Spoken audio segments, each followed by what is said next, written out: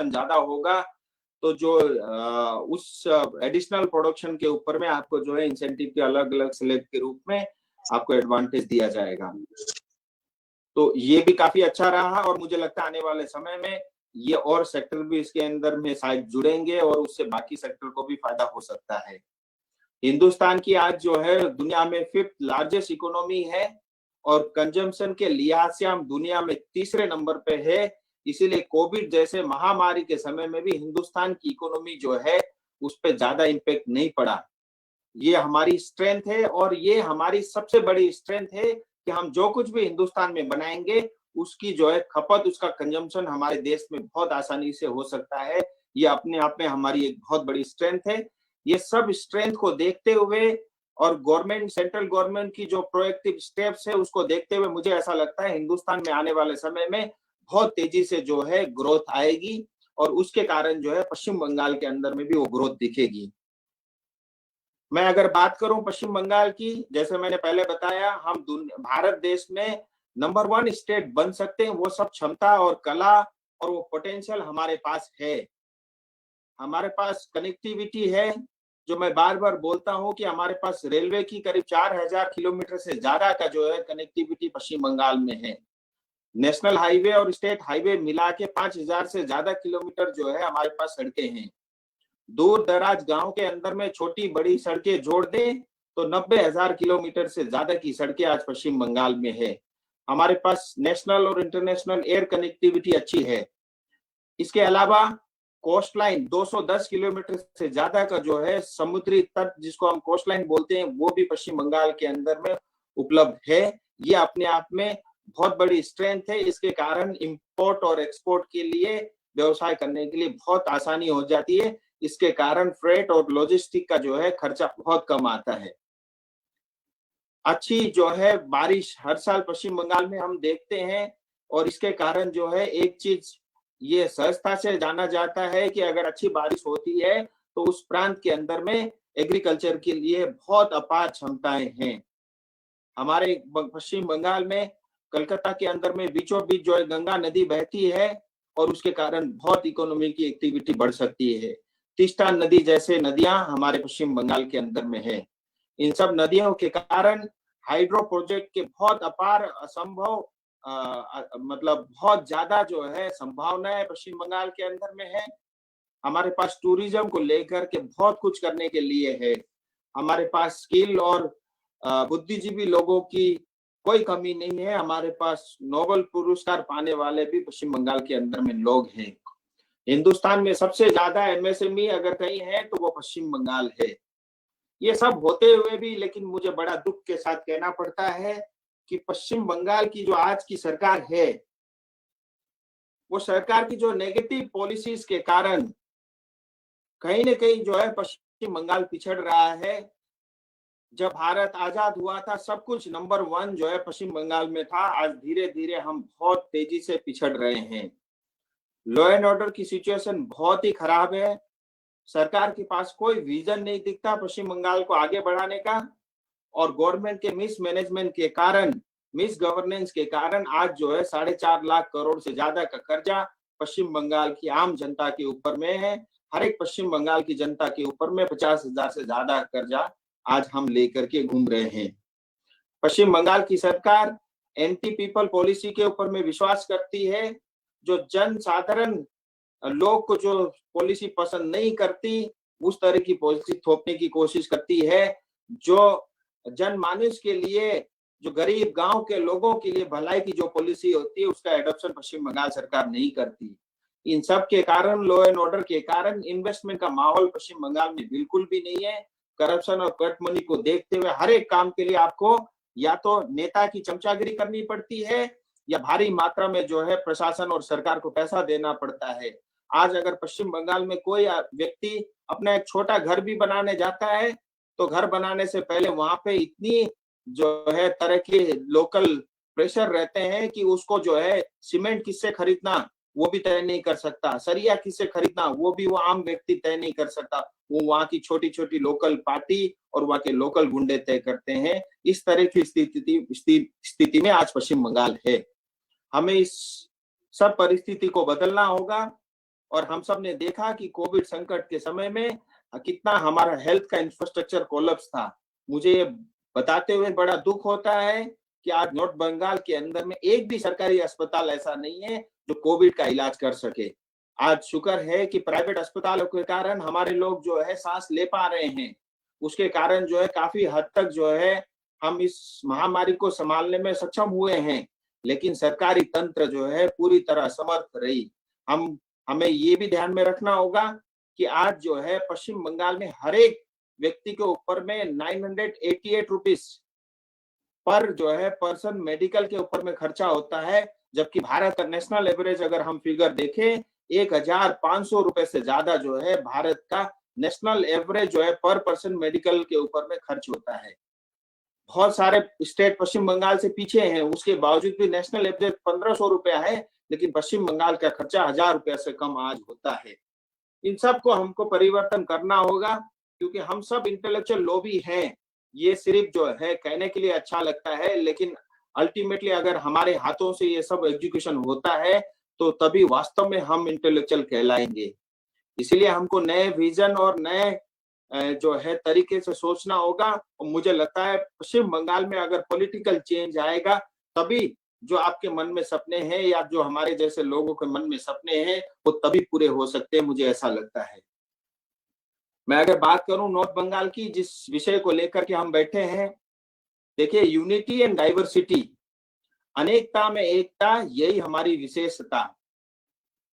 ये unity in diversity हम दुनिया में सुनते हैं, बड़े बड़े अक्षरों में लिखा हुआ हम पढ़ते हैं, लेकिन मुझे आज गर्व के साथ मैं ये कह सकता हूं कि पश्चिम बंगाल में इसको हम प्रैक्टिस भी करते हैं।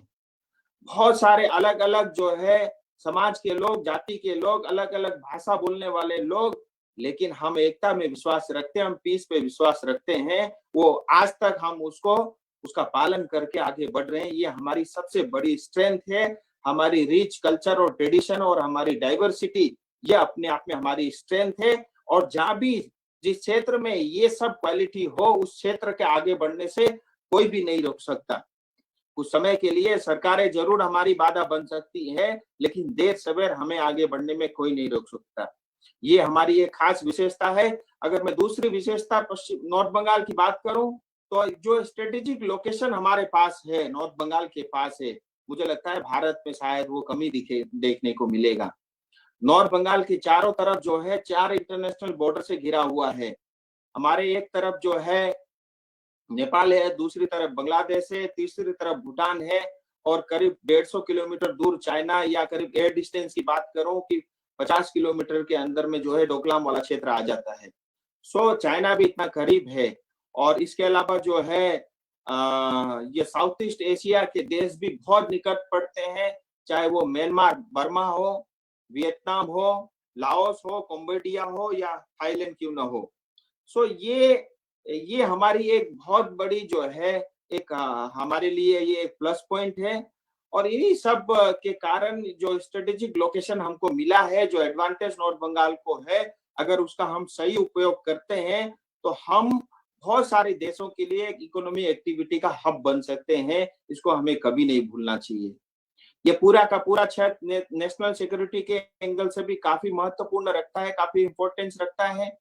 चिकन नेक क्षेत्र हमारी इस सिलीगुड़ी क्षेत्र में आता है, और ये हिंदुस्तान का सबसे एक इम्पोर्टेंट जो है रीजन में से एक है। और जिस तरह से आए दिन चाइना के साथ हमारी टेंशन होती है, उस सब को देखते हुए भी पूरे नॉर्थ बंगाल का इंफ्रास्ट्रक्चर का डेवलपमेंट करना बहुत ही आवश्यक है। ये देश के हित में भी है और हमारे इंटरनल और एक्सटर्नल सिक्योरिटी के हित में भी है। हमारे पूरे नॉर्थ बंगाल में जो युवा पीढ़ी है, उसका ड्रेन आउट करना हमें रोकना होगा। और नॉर्थ बंगाल को जो युवा पीढ़ी है वो गलत हाथ में न जाए, इसीलिए उन सबको जो है सही हाथों में रखना, उन हर एक हाथ को काम देना, ये भी हमारी जिम्मेदारी में होना चाहिए। इसके साथ ही देवाशीष दा ने भी जो विषय रखा था कि ये जो पूरा एक्ट ईस्ट पॉलिसी का हार्ट है, ये दिल है नॉर्थ बंगाल, क्योंकि ये नॉर्थ ईस्ट का गेटवे भी है। और हम जो है लैंड से कनेक्ट करते हैं साउथ ईस्ट एशिया को, और पूरा का पूरा क्षेत्र जो है नॉर्थ बंगाल क्षेत्र जो है ये एंट्री पॉइंट है ट्रेन के लिए भी, सड़कों के लिए भी, पूरे नॉर्थ ईस्ट इंडिया के लिए भी। तो इसीलिए बहुत ही ये मुझे लगता है हमें प्रकृति ने बहुत एक आइडियल क्षेत्र हमें दिया है, गॉड गिफ्टेड नॉर्थ बंगाल है। हम सब इंटेलेक्चुअल लॉबी और आप जैसे हम जैसे सब कार्यकर्ताओं को व्यक्तियों को मिल करके नॉर्थ बंगाल की उत्थान के लिए हमें सोचना चाहिए और उसके ऊपर में कार्रवाई करनी चाहिए। अगर मैं नॉर्थ बंगाल की पोटेंशियल की बात करूं तो पोटेंशियल की बहुत अपार संभावनाएं हैं। हम सब जानते हैं टूरिज्म नॉर्थ बंगाल के लिए एक रीढ़ की हड्डी है और दार्जिलिंग का जो नाम है आज इंटरनेशनली इसको एक टूरिज्म हब के नाते, एक टूरिस्ट डेस्टिनेशन के नाते दार्जिलिंग जाना जाता है। हमारे पूरे नॉर्थ बंगाल के अंदर में जो है नेचुरल सीनरिक ब्यूटी है और बहुत अच्छे अच्छे लैंडस्केप्स वगैरह है, वाइल्ड लाइफ है और बहुत कल्चरली डाइवर्सिफाइड है। मतलब ये मैंने पहले भी कहा था कि जो हमारी वहाँ की रिच कल्चर है, हमारी ट्रेडिशन है, ये भी हम दुनिया के लोगों को आकर्षित कर सकते हैं इन सबको दिखाने के लिए। इतना ही नहीं, नॉर्थ बंगाल आज घर है 4 नेशनल पार्क का, 6 वाइल्ड लाइफ सेंचुरीज का और जो है हमारे पास एक टाइगर रिजर्व भी है, हमें कभी नहीं भूलना चाहिए। लेकिन उसके बावजूद भी प्रमोशन नहीं होने के कारण आज जो है ये हम भारत की दूसरे जगह की तुलना करें, चाहे गिर गुजरात की बात करें, चाहे रणथंबोर की बात करें, कि उसकी तुलना में फुटप्रिंट जो है टूरिस्ट की काफी कम जो है नॉर्थ बंगाल या दार्जिलिंग क्षेत्र में है। हमें इस चीज को बढ़ाने की आवश्यकता है। टूरिज्म में बहुत अपार संभावनाएं हैं। पूरे नॉर्थ बंगाल में सबसे ज्यादा जो है लोगों को जोड़ के रखने वाला, रोजगार देने वाला ये एक क्षेत्र है। इस क्षेत्र को हम कभी नहीं भूल सकते। पूरे नॉर्थ बंगाल को भारत का एक टूरिस्ट डेस्टिनेशन की तरह हम डेवलप कर सकते हैं। उसके अंदर हमारे 8 जो है डिस्ट्रिक्ट आसानी से आ सकते हैं और हर एक डिस्ट्रिक्ट के अंदर में कुछ ना कुछ ऐसी चीज है जो हम दुनिया के लोगों को दिखा सकते हैं। टूरिस्ट के साथ साथ ये वेलनेस सेंटर का भी एक हब हो सकता है, एक डेस्टिनेशन हो सकता है। नेचुरोपैथी और योगा के बहुत सारे सेंटर हमारे क्षेत्र में बन सकते हैं और हमारी युवा पीढ़ी को हम नेचुरोपैथी के लिए, योगा के लिए हम ट्रेन भी कर सकते हैं। हम सब जानते हैं जिस तरह से कोविड फैला, आज नेचुरोपैथी एक प्राकृतिक चिकित्सा है जो नेचुरली लोगों को हम क्योर कर सकते हैं और लोग बीमार पड़े उससे पहले हम उनको जो है स्वस्थ रख सकते हैं। जब महात्मा गांधी भी नेचुरोपैथी के प्रमोशन के लिए वो लगे रहते थे, उनकी इच्छा थी कि भारत के हर गांव में हर घर तक नेचुरोपैथी पहुंचनी चाहिए। मिट्टी, पानी, धूप, हवा, सभी रोगों की यही दवा। हम इन्हीं चीजों से जो है प्रकृति से भी अपने शरीर को हम स्वस्थ रख सकते हैं। ऐसी धारणा सोच महात्मा गांधी जी की भी थी। मुझे लगता है उसके लिए नॉर्थ बंगाल एक सही जो है केंद्र बन सकता है। इसके साथ ही रूरल टूरिज्म को बढ़ाने की आवश्यकता है। कोविड महामारी के कारण टूरिज्म का कॉन्सेप्ट बदल गया है। लोग अभी जो है बड़े बड़े शहरों में 5 स्टार होटल में रहना कम पसंद करेंगे, लोग गांव के तरफ ज्यादा जाना पसंद करेंगे। उसके लिए नॉर्थ बंगाल एक आइडियल सिचुएशन है। होम स्टे का कारोबार काफी अच्छा चलता है। इको टूरिज्म काफी पोटेंशियल रखता है। मुझे लगता है इन सबको भी आगे बढ़ाने की जरूरत है। हमारे पास जो है एडवेंचर स्पोर्ट्स के लिए बहुत अपार संभावनाएं हैं। ट्रेकिंग के लिए, माउंटेनियरिंग के लिए हमारे पास जो है अभाव नहीं है। इन सब के कारण भी बहुत एक अट्रैक्टिव जो है डेस्टिनेशन नॉर्थ बंगाल बनता है। सो टूरिज्म हमारी बहुत बड़ी और पहली प्राथमिकता होनी चाहिए और इसके साथ साथ चाय बगान के अलावा जो है पूरा नॉर्थ बंगाल अधूरा है और दार्जिलिंग चाय बगान के अंदर अधूरा है। इसीलिए चाय बगान एक इंडस्ट्री ऐसी है जो मुझे लगता है एग्रीकल्चर और टूरिज्म के बाद सबसे ज्यादा जो है लोगों को रोजगार देती है और चाय बगान को टोटली जो है रिवेम्प करने की आवश्यकता है।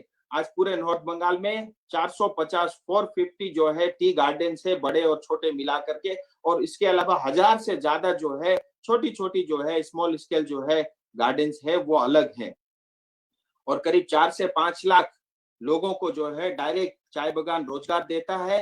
10 लाख से ज्यादा इनडायरेक्ट एम्प्लॉइज जो है चाय बगान के कारण जो है हमारे क्षेत्र को मिलता है और कोविड के कारण इसमें बहुत एक सीजर इफेक्ट जो है चाय बगान में देखने को मिला है।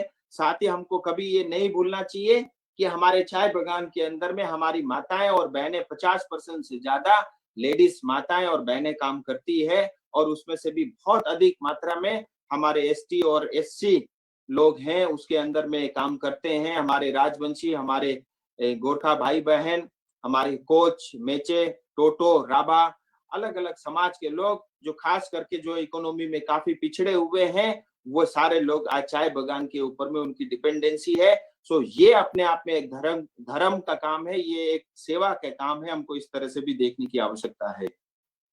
जैसा मैंने बताया, कोविड के कारण चाय बगान में भी काफी इसका इम्पैक्ट आया। 35 से 40% जो है चाय बगान के रेवेन्यू लॉस हुआ है। और साथ ही साथ जो है चाय बगान में फिक्स खर्चे तो रहते ही हैं, तनख्वाह और वो सब के कारण जो है एक बहुत नेगेटिव जो एडवर्स इफेक्ट जो है चाय बगान को पड़ा है। चाय बगान में मैं देख रहा हूँ आए दिन जो है इसकी क्वालिटी ड्रॉप हो रही है। उसके सबसे बड़ा कारण है कि चाय बगान को अपग्रेडेशन के लिए हम उचित मात्रा में जिस तरह से हमको करना चाहिए था उस मात्रा में नहीं कर पा रहे हैं, तो चाय बगान की क्वालिटी ड्रॉप हो रही है। आने वाले समय में एक बहुत बड़ा संकट है जो हमारे पूरे क्षेत्र से जो है चाय बगान दूसरे क्षेत्र को शिफ्ट हो सकता है, इसको हमको रोकने की आवश्यकता है। इसीलिए चाय बगान के गार्डन्स को रीबिल्डिंग करने की आवश्यकता है। बंद चाय बगान एक बहुत बड़ी समस्या है। सरकार को टी बोर्ड को मिल करके मुझे लगता है इसको खोलने की आवश्यकता है। ये विषय मैंने टी बोर्ड के सामने भी रखी है और भारत सरकार से भी मेरी बात चल रही है। और टी बोर्ड के अंदर में भी वो कहीं ना कहीं एक्ट के अंदर में, कानून के अंदर में टी बोर्ड को ये कॉल ले सकती है कि टी बोर्ड बंद चाय बगान को टेक ओवर करके चलाए। मुझे लगता है ये एक बहुत बड़ा जो है ये धर्म का काम होगा अगर टी बोर्ड ऐसा करेगी। मैं टी बोर्ड में भी परस्यू कर रहा हूँ, भारत सरकार से भी इसके लिए बात कर रहा हूँ। हमें चाय बगान में ज्यादा स्पेशल टी की तरफ फोकस करना पड़ेगा। कोविड संकट के समय में अभी हमको ज्यादा इम्यून बूस्टर और हेल्थ टी के ऊपर में ज्यादा फोकस करना चाहिए और स्पेशल टी बनाने के ऊपर में ज्यादा जोर देना चाहिए। ई कॉमर्स को बढ़ावा देना चाहिए, डिजिटल की तरफ आगे बढ़ने की आवश्यकता है। आज जो है इम्पोर्ट जिस तरह से फ्री फ्लो इम्पोर्ट आ रहा है उसको भी रोकने की आवश्यकता है। मुझे ऐसा ध्यान में आया पिछले 9 महीने के अंदर में 25 मिलियन जो है चाय इम्पोर्ट होकर के देश में आया है, जबकि पिछले साल पूरे 12 महीने के अंदर में करीब 25 मिलियन ही चाय जो है इंपोर्ट आई थी। यानी पिछले पूरे 12 महीने यानी एक साल के कंपैरिजन में 9 महीने के अंदर में 3 गुना ज्यादा चाय इंपोर्ट होकर भारत देश में आया है, श्रीलंका से, नेपाल से और केनिया से। उसको रोकने की आवश्यकता है। दार्जिलिंग जो जीआई टैग है उसको बचाना होगा, एफएसएसआई मैंडेटरी करना होगा, कंट्री ऑफ ओरिजिन उसके अंदर में लिखना होगा और जो इंपोर्ट होकर के चाय आता है उसको जो है रिटेल में ही बिके, इसके लिए टी बोर्ड काम कर रही है। मुझे लगता है टी बोर्ड ने नोटिफिकेशन भी निकाल दिया है। मुझे लगता है इस अकेले एक जो है चाय दार्जिलिंग को चाय को बचाने के कारण जो है जीआई टैग को बचाने के कारण दार्जिलिंग के चाय बगान को करीब 150 करोड़ का हर साल इसका फायदा होगा।